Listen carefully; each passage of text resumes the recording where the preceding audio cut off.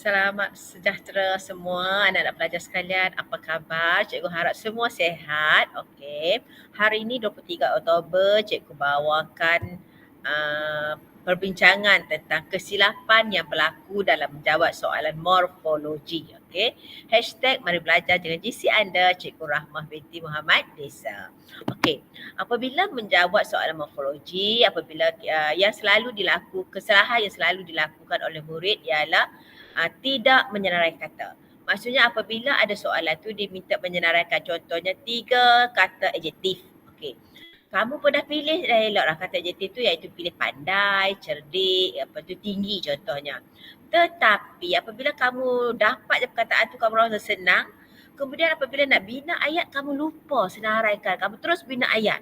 Kamu lupa tulis perkataan tersebut yang tadi cantik, pandai, tadi lupa tulis. Jadi jawapan tu salah dan tidak dapat markah. Walaupun ayat tu betul tetapi tidak dapat markah. Itu kesilapan yang pertama.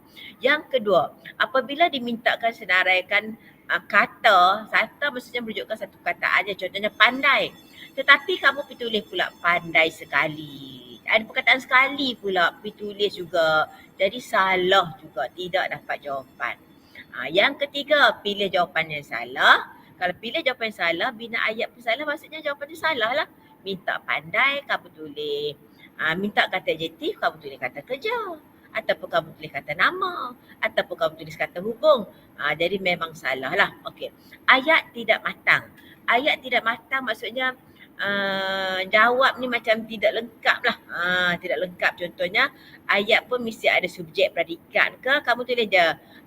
Tadi perkataannya contoh cantik tadi. Mengadakan bunga melorek mewarnakan bunga itu dengan cantik. Siapa yang buat? Tidak matang. Tidak tulis contohnya Ali ke Ani ke Abu ke Asing ke Raju ke, tidak tulis di hadapan. Okey.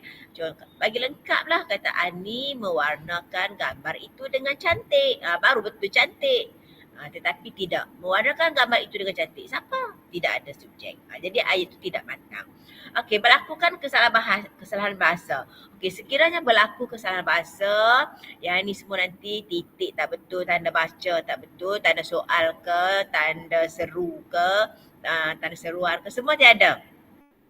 Apabila tiada, nanti kesalahan semua dia akan dicampur semua. Apabila cikgu sebut 1, 2, 3, 4, 5, 6, bina ayat semua lengkap dah, 8 markah. 8 markah tetapi kamu cuma ada kesalahan, jadi dapat 7 saja di situ. Jadi 7 markah saja. Itu melakukan kesalahan bahasa, iaitu tolak 1 saja. Okay. Yang berikutnya, tidak akur dengan tugasan soalan. Tidak akur dengan tugasan soalan maksudnya soalan itu diminta kamu menyatakan kata adjektif. Contohnya kata adjektif tadi ialah cantik. Kamu dalam binaan ayat, kamu menulis secantik. Kamu tambah imbuhan secantik. Ataupun kamu tukar imbuhan yang ada perkataan dipilih tu secantik, kamu tukar jadi cantik saja. Ataupun kamu masukkan peribahasa. Kamu jadikan peribahasa tu kalau baik, macam kamu jadikan buat baik pada buat jahat jangan sekali ke. Contoh. Ataupun jadikan sebagai nama ras, contohnya kampung janda baik. Contohnya. Dia baik saja tapi kamu tulis kampung janda baik. Jadi salah lah. Ayat sangat pendek yang ketujuh, ayat sangat panjang pula. Yang pendek, okey. Dia sangat baik. 3 perkataan macam tu saja. Memang ayat tu berdiri dengan sendiri, betul ada subjek, ada predikat, tapi nak menunjukkan kamu tu kata 5, buatlah lebih sikit, siapa dan siapa, buat apa di mana. Sekurang-kurangnya bagilah 7 perkataan ke. Ataupun ayat sangat panjang saja. Dia nak tulis baik saja tapi dia akan tulis pada era globalisasi ini terdapat masyarakat yang baik di sana sini, termasuk di Malaysia, di Kedah, di Indonesia, di Sabah, di Sarawak. Kamu cerita panjang. Sangat panjang ayat itu.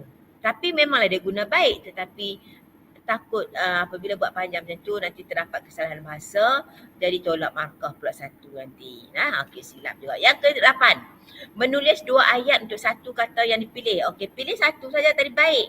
Tetapi seakan-akan macam 2 ayat. Ataupun memang 2 ayat. Okey.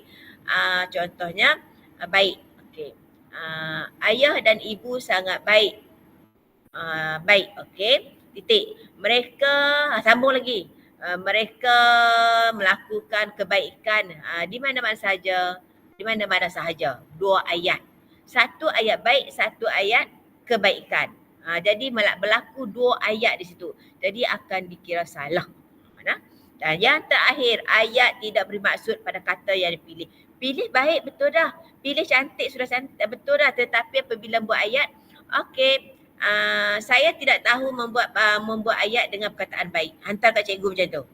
Saya tidak tahu makna baik. Minta maaf. Tulis. Maaf, koma, saya tidak tahu makna baik. Hantar kat cikgu macam tu. Salah lah.